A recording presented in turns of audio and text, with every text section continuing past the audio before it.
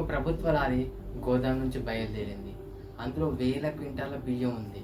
ఆ బియ్యం వెళ్ళాల్సింది ఒక ఇథనాల్ ఫ్యాక్టరీకి. అంటే మన దేశ ఇంధనం కోసం పెట్రోల్లో కలిపి ఇథనాల్ తయారు చేసే ఫ్యాక్టరీస్కి ఆ బియ్యం వెళ్ళాలి. మన దేశ ఇంధన అవసరాల కోసం పెట్రోల్లో కలిపి ఇథనాల్ తయారు చేయడానికి ప్రభుత్వం ఈ బియ్యాన్ని కేటాయించింది. కానీ ఆ లారీ ఆ ప్లాంట్కి వెళ్ళలేదు. దారి మళ్ళీ ఒక ప్రైవేట్ రైస్ మిల్లోకి వెళ్ళింది. అక్కడి నుంచి ఆ బియ్యం ఏమైందో తెలుసా? మళ్ళీ కొత్త సంచుల్లో ప్యాక్ అయ్యి కొత్త బియ్యం పేరుతో మళ్ళీ అదే ప్రభుత్వ గోడానికి చేరుకుంది. అంటే ప్రభుత్వం తన బియ్యాన్నే తానే మళ్ళీ కొనుక్కుందన్నమాట. అది కూడా ఒకసారి కాదు. ఈ క్రమంలో ఆ బియ్యం విలువ 4 నుంచి 5 రేట్లు పెరిగింది. వినడానికి ఇది ఒక క్రైమ్ థ్రిల్లర్ స్టోరీలా అనిపించవచ్చు. కానీ ఇది మధ్యప్రదేశ్లో బయటపడిన అక్షరాల 1160 కోట్ల రూపాయల భారీ కుంభకోణం. దీనినే ఇన్వెస్టిగేటర్లు సర్క్యులర్ ట్రేడ్ అని పిలుస్తున్నారు. మనం రోజు వాహనాల్లో పోయించుకునే పెట్రోల్ వెనుక ఇంత పెద్ద చీకటి దందా దాగి ఉందా? అసలు ఇథనాల్ పేరుతో జరుగుతున్న ఈ దోపిడీ వెనుక ఉన్న అసలైన మాస్టర్ మైండ్ ఎవరు? పేద ప్రజల ఆకలి తీర్చాల్సిన బియ్యం కార్ల ఇంజన్లోకి ఇంధనంగా ఎలా మారుతుంది? లేక అసలు మారకుండానే వేల కోట్లు ఎలా మాయమవుతున్నాయి? ఈ రోజు మనం ఈ ఇథనాల్ రైస్ స్కామ్ వెనుక ఉన్న ప్రతి నిజాన్ని, ప్రతి లొసుగుని లోతుగా విశ్లేషించబోతున్నాం. ఇది కేవలం ఒక రాష్ట్రానికే సంబంధించిన విషయం కాదు, లేదా ఒక రాష్ట్రానికే సంబంధించిన స్కామ్ కాదు. మన దేశ ఆహార భద్రతని, ఇంధన పాలసీని ప్రశ్నించే ఒక పెద్ద హెచ్చరిక లాంటిది. అసలు ఈ స్కామ్ ఎలా మొదలైంది? కేవలం ఒకే ఒక చిన్న లారీ దారి తప్పడం వల్ల ఇంత పెద్ద స్కామ్ ఎలా బయటపడింది?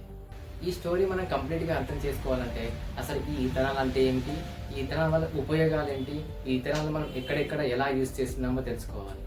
ఈ ఇథనాల్ అనేది ఒక ఆల్కహాల్ టైప్ లాంటిది. ఈ ఇథనాల్ చెరుకు రసం, మొక్కజొన్న, వరి వంటి ఎక్కువగా కార్బోహైడ్రేట్స్ ఉండే పదార్థాల నుంచి ఫెర్మెంటేషన్ చేయడం ద్వారా తయారవుతుంది. మన ఇండియా ఇప్పుడున్న సిచ్యువేషన్లో మోర్ దాన్ 85% కంటే ఎక్కువ ముడి చమురును ఇతర దేశాల నుంచే ఇంపోర్ట్ చేసుకుంటుంది.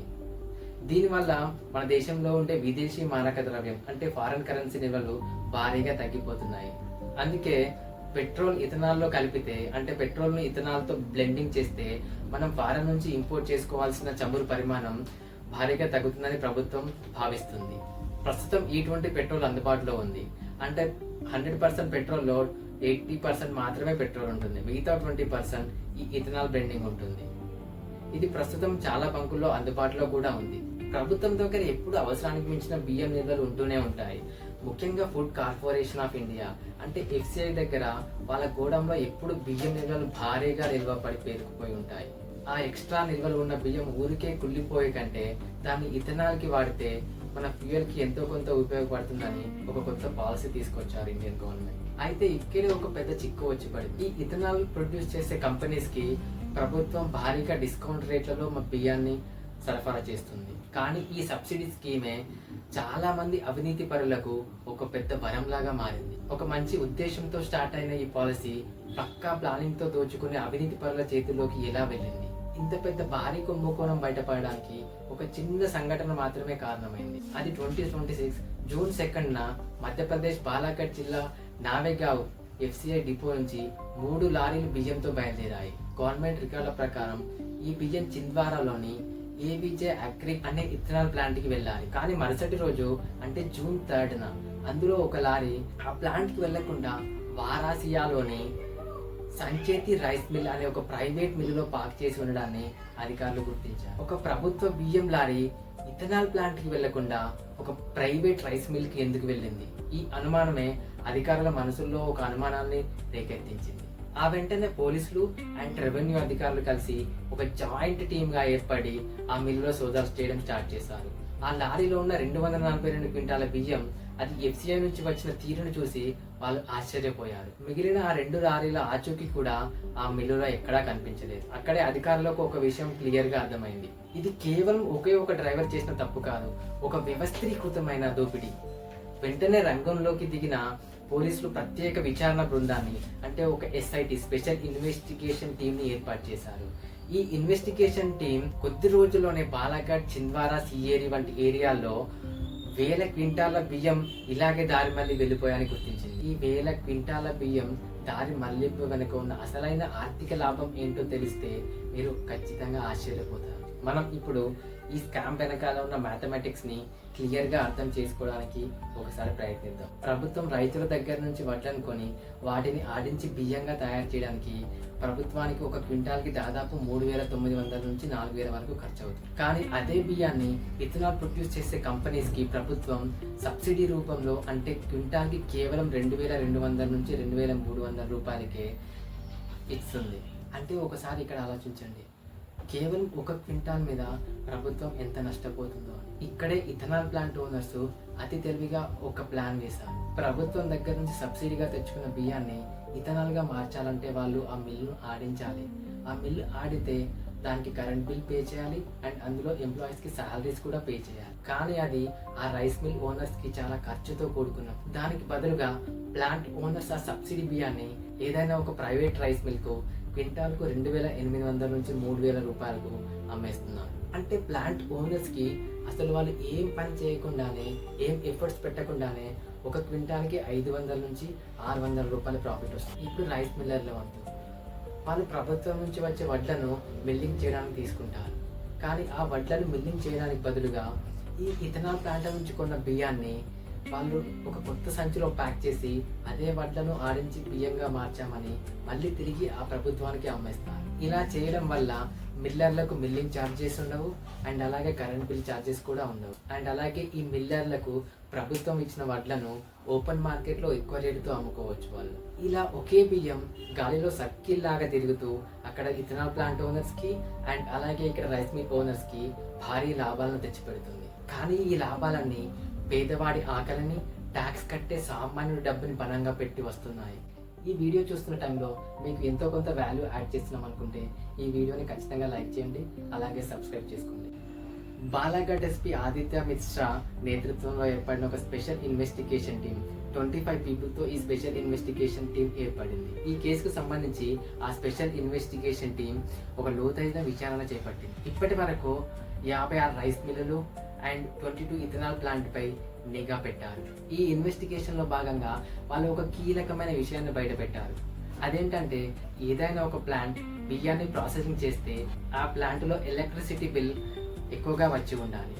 కానీ అనేక ప్లాంట్ కరెంట్ బిల్లు చాలా తక్కువ ఉండడం అధికారులను ఆశ్చర్యపరిచింది. అంటే ఇక్కడ ప్లాంట్స్ నడవలేదు, బట్ ఇథనాల్ ప్రొడ్యూస్ అయినట్టు రికార్డ్స్ మాత్రం చూపిస్తున్నారు. ఇది కేవలం ఓన్లీ ప్లాంట్ ఓనర్స్ వల్ల మాత్రమే అయ్యే విషయం కాదు.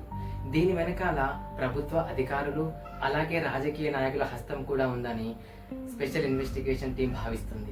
FCI రూల్స్ ప్రకారం గోడాంలో నిల్వ ఉన్న బియ్యాన్ని ఫస్ట్ ఇన్ ఫస్ట్ అవుట్, అంటే ఫస్ట్ వచ్చిన బియ్యాన్ని ఫస్ట్ అవతలికి పంపించారు. కానీ ఇక్కడ ఆశ్చర్యకరంగా ఈ స్కామ్ లో కొత్తగా వచ్చిన బియ్యాన్ని ఫస్ట్ అవతలికి పంపించారు. అంటే కొత్తగా వచ్చిన బియ్యాన్ని ఇథనాల్ ప్లాంట్స్ కి ఇథనాల్ ప్రొడ్యూస్ చేసేదానికి కేటాయించారు.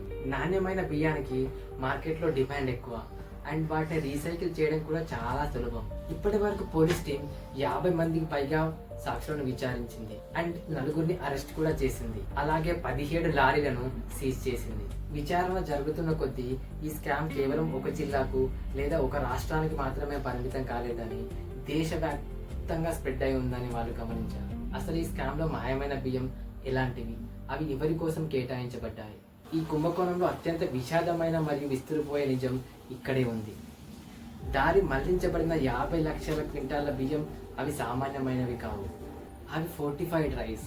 అంటే మన దేశంలో రక్తహీనత, పోషకాహార లోపం వంటి లోపాలు ఎక్కువగా ఉండటం వల్ల ప్రభుత్వం బియ్యంలో ఐరన్, ఫోలిక్ యాసిడ్ అండ్ అలాగే B12 కలిపి ఈ ప్రత్యేకమైన బియ్యాన్ని తయారు చేస్తుంది. ఇవి రేషన్ షాపుల ద్వారా గర్భిణీ స్త్రీలకు అండ్ పాలిచ్చే తల్లులకు అలాగే స్కూల్లో చదివే చిన్న పిల్లలకు పోషకాహారం రూపంలో అందించాలి.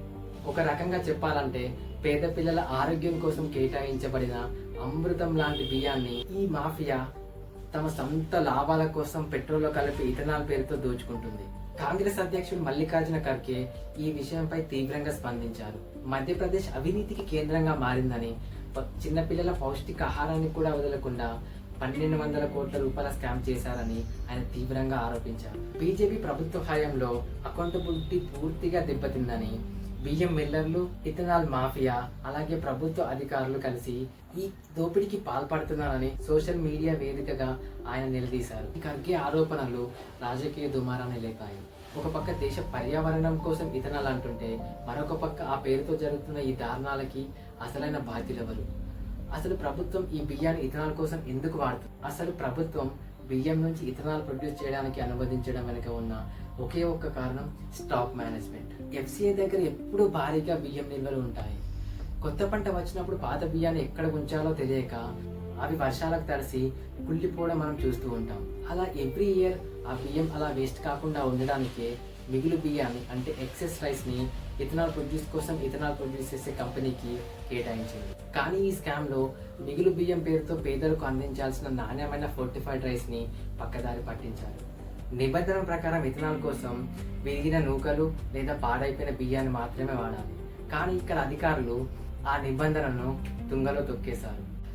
ప్రైవేట్ డిస్టిలరీ అసోసియేషన్ మాత్రం ఈ ఆరోపణలను తీవ్రంగా ఖండిస్తుంది. ఎవరో కొందరు చేసిన తప్పుకి మొత్తం పరిశ్రమను నిందించవద్దని, తప్పు చేసిన వాళ్ళని కఠినంగా శిక్షించాలని వాళ్ళు కోరుకుంటున్నారు. కానీ ఇక్కడే అధికారులు ఒక విషయాన్ని గమనించారు. సప్లై చైన్ మానిటరింగ్ లో ఉన్న వైఫల్యాలే ఈ స్కామ్ కి కారణాలని వాళ్ళు గుర్తించారు.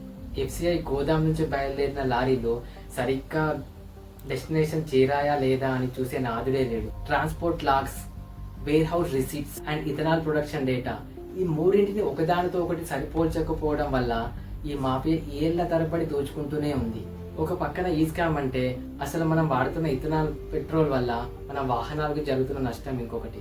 పెట్రోల్లో ఇథనాల్ మిక్స్ చేస్తే అది పర్యావరణానికి ఎంతో మేలు చేస్తుందని ప్రభుత్వం చెప్తుంది. కానీ ఇథనాల్ బ్లెండ్ అయిన పెట్రోల్ని వాడడం వల్ల మన వెహికల్ ఇంజిన్స్ తొందరగా పాడైపోతాయి. ఈ ఇథనాల్ ఒక హైడ్రోస్కోపిక్ పదార్థం, అంటే గాలిలోని తేమని ఇది పీల్చుకుంటుంది. పెట్రోల్ ట్యాంక్ లో తేమ చేరితే ఆ నీరు ఇథనాల్తో కలిసి పెట్రోల్ నుండి విడిపోయి దాని అడుగున పేరుకుపోతుంది.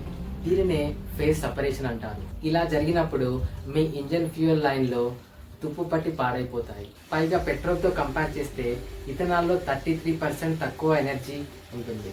ఇథనాల్ కలిపిన పెట్రోల్ వాడితే అది తొందరగా కాలిపోతుంది, అలాగే చాలా తక్కువ పవర్ ఇస్తుంది. దీనివల్ల మన వెహికల్స్ మైలేజ్ 6 to 24% తగ్గే అవకాశం ఉందని ఎక్స్పర్ట్స్ చెప్తున్నారు. ఇక్కడే మరొక ముఖ్యమైన విషయం ఏంటంటే, ఇథనాల్ ఒక శక్తివంతమైన సాల్వెంట్. మీ పాత వాహనాల ట్యాంకులో ఏళ్ల తరబడి పేరుకుపోయిన మురికిని ఇది కరిగించేస్తుంది. ఆ మురికి వెళ్ళి ఫ్యూయల్ ఇంజెక్టర్లను, ఫిల్టర్లను జామ్ చేస్తుంది. దీనివల్ల బండ్లు జర్కులు ఇవ్వడం, సడన్ గా ఆగిపోవడం వంటి సమస్యలు వస్తాయి. ప్రభుత్వం ఈ మైలేజ్ తక్కువ ధరను కవర్ చేయడానికి పెట్రోల్ ధరలను తగ్గించాల్సింది పోయి అదే ధరకు అమ్ముతుందని ప్రజల్లో అసంతృప్తి ఉంది. నీతి ఆయోగ్ రిపోర్ట్ కూడా వెహికల్స్ లో మైలేజ్ తగ్గుతుందని క్లియర్ గా చెప్పింది. అయినా కూడా ప్రభుత్వం ఈ విషయాలను ప్రజలకు సరిగ్గా వివరించడం లేదు. ఈ ఇథనాల్ పాలసీ వెనుక రాజకీయ శక్తుల ప్రమేయం కూడా ఉంది. ఈ స్కామ్ చుట్టూ రాజకీయ విమర్శలు కూడా వెల్లువెత్తుతున్నాయి.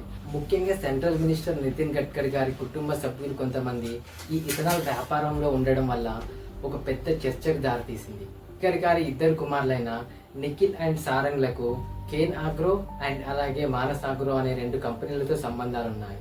అందుకే ఈ ఇథనాల్ పాలసీని ప్రభుత్వం ఇంతగా పుష్ చేస్తుందని విపక్షాలు తీవ్రంగా ఆరోపిస్తున్నాయి. ఈ కంపెనీల లాభాలు చాలా వేగంగా పెరగడంపై కూడా తీవ్రంగా అనుమానాలు వ్యక్తం చేస్తున్నారు. ఈ ఇన్వెస్టిగేషన్ స్టార్ట్ అయ్యి నెల రోజులు దాటినా కూడా ఎలాంటి వివరాలు బయట పెట్టకపోవడంపై దీని వెనకాల పెద్ద పెద్ద తలకాయలే ఉన్నాయని అనుమానిస్తున్నారు. ఈ స్కామ్ నుంచి మనం నేర్చుకోవాల్సిన పాఠాలు కూడా చాలానే ఉన్నాయి. మొదటిది సప్లై చైన్ విజిబిలిటీ. ప్రభుత్వ వస్తువు ఏ మూలకు వెళ్ళాలన్నా దానిని ఎండ్ టు ఎండ్ ట్రాకింగ్ చేసే వ్యవస్థ ఉండాలి. డిజిటల్ ఆడిటింగ్ ద్వారా బియ్యం వినియోగం అండ్ అలాగే విద్యుత్ వినియోగాన్ని సరిపోల్చడం వల్ల ఇలాంటి స్కామ్లను ముందే మనం పసిగట్టవచ్చు. అండ్ అలాగే రెండవది పాలసీ పారదర్శకత. ఇక్కడ ప్రజలకు ఇంధనం విషయంలో క్లియర్ ట్రాన్స్పరెన్సీ ఉంచాలి. ప్రతి బంకులో E20 పెట్రోల్తో పాటు E0 పెట్రోల్ను కూడా ఉంచాలి. అండ్ E20 పెట్రోల్ను యూజ్ చేస్తే వచ్చే ప్రాబ్లమ్స్ పై కూడా జనాలకు అవగాహన కల్పించాలి. అసలు గతంలో ఎన్నడూ లేని విధంగా ఈ రీసెంట్ టైమ్స్లోనే ఇథనాల్ పేరు ఎందుకు ఇంతలా వినిపిస్తుంది? ఇథనాల్ మనం ఇప్పుడు కొత్తగా స్టార్ట్ చేస్తున్నామా లేదంటే ఇంతకు ముందు ఇథనాల్తో ఏ వెహికల్స్ అయినా రన్ అయ్యాయి? ఈ ఇథనాల్ అనేది కేవలం ఇప్పుడు తయారు చేసిన కొత్త ఫ్యూల్ ఏం కాదు. 1826లో శామ్యూల్ మోరే అమెరికాలో మొదటి ఇంటర్నల్ కంబషన్ ఇంజన్ ని ఈ ఇథనాల్తోనే నడిపాడు. హెన్రీ ఫోర్డ్ కూడా తన మొదటి కార్ని ఈ ఇథనాల్ ఫ్యూయల్ తోనే నడిపాడు. ఈ 1862లో అమెరికా గవర్నమెంట్ ఆల్కహాల్ రేట్లను భారీగా పెంచేసింది. వాటికి ఏవో కొన్ని అడిషనల్ ట్యాక్సెస్ యాడ్ చేసి ప్రైజెస్ ని ఇంక్రీజ్ చేసింది. ఇక్కడ ఇథనాల్ కూడా ఒక కైండ్ ఆఫ్ ఆల్కహాలే కాబట్టి ఇథనాల్ ప్రైస్ కూడా భారీగా పెరిగిపోయింది. అదే టైంలో పెట్రోల్ తక్కువ ధరతో దొరుకుతుండడంతో ప్రపంచమంతా పెట్రోల్ వైపు అడుగులేసింది. బ్రెజిల్ వంటి దేశంలో ఇథనాల్ ఫ్యూయల్ చాలా సక్సెస్ అయింది. అక్కడ వారు పెట్రోల్ మరియు ఇథనాల్ రెండింటిని బ్యాలెన్స్ చేస్తున్నారు. కానీ మన ఇండియాలో మాత్రం ఇథనాల్ ఫ్యూయల్ ని బలవంతంగా ప్రజలకు గవర్నమెంట్ అంటగడుతుంది. ఈ కేసులో అరెస్ట్ అయిన వారిలో రాహుల్ ప్రతాప్ అండ్ సౌరభ్ సాంచేతి వంటి కీలకమైన వ్యక్తులు ఉన్నారు. వీరికి వెనుక ఉన్న రాజకీయ శక్తులు ఎవరు అన్నది ఇప్పుడు హాట్ టాపిక్ గా మారింది. ఒకవేళ విచారణ పారదర్శకంగా జరిగితే రాష్ట్ర రాజకీయాన్ని కుదిపేసే పేర్లు బయటకు వచ్చే అవకాశం ఉంది. మరోవైపు కేంద్ర ప్రభుత్వం ఇథనాల్ బ్లెండింగ్ టార్గెట్ ని సాధించడానికి రాష్ట్రాలపై ఒత్తిడి పెంచుతుంది. కానీ ఇలాంటి స్కామ్లు జరుగుతుంటే టార్గెట్స్ కేవలం కాగితాలకు మాత్రమే పరిమితం అవుతాయి. చివరగా ఇథనాల్ రైస్ స్కామ్ మనకు నేర్పుతున్న ఒక చేదు నిజం ఏంటంటే, దేశాభివృద్ధి కోసం తెచ్చే ఏ పాలసీ అయినా అది కింది స్థాయి వరకు సక్రమంగా అందుతున్నదా లేదా అని చూసే పర్యవేక్షణ లేకపోతే అది కేవలం అవినీతి పరుల జేబులు నింపడానికే పనికి వస్తుంది.